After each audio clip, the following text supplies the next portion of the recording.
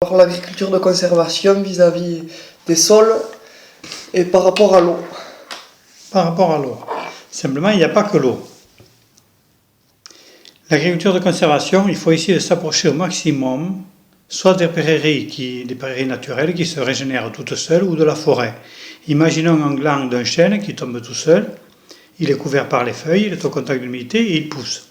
Dans l'agriculture de conservation, c'est de toucher au minimum le sol. Le problème, c'est qu'avec les engins de plus en plus lourds, on a tendance à retasser le sol.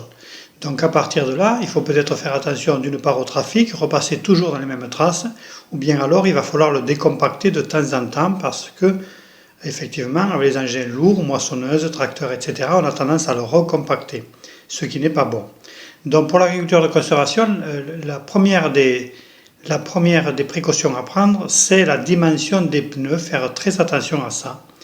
Essayer de passer le moins souvent possible, de laisser toujours le sol toujours couvert, parce que quand le sol est couvert, eh bien, effectivement, il n'y a pas d'érosion, il y a une bonne infiltration de l'eau, et ça fait un petit peu un film au fur et à mesure que nous pratiquons cette culture.